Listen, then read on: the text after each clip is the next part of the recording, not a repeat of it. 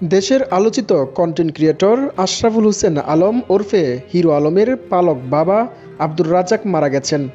মঙ্গলবার 15 এপ্রিল ঢাকার একটি সরকারি হাসপাতালে রাত 9টায় তিনি শেষ নিঃশ্বাস ত্যাগ করেন। মৃত্যুকালে তার বয়স হয়েছিল 75 বছর। পালক বাবার মৃত্যুর সংবাদটি হিরো আলম নিজেই গণমাধ্যমকে নিশ্চিত করেছেন।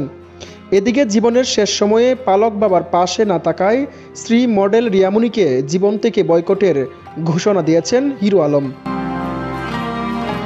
আব্দুর রাজ্জাকের মৃত্যুর সংবাদ নিশ্চিত করলেও রিয়ামণির বিষয়ে কোনো কথা বলতে রাজি হননি তিনি। হিরো আলম বলেন, এই মুহূর্তে কোনো কথা বলতে চাই না, যা বলার আমি ফেসবুকে বলে দিয়েছি। সবাই আমার বাবার আত্মার শান্তির জন্য দোয়া করবেন।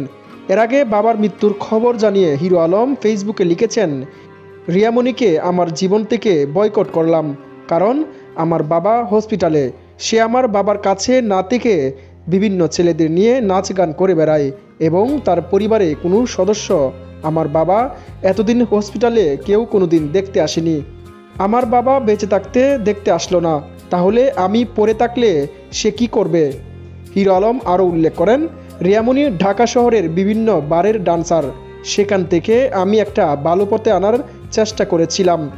ছেড়ে দেওয়া গরু কোনোদিন ঘরে বন্দি করে রাখা যায়?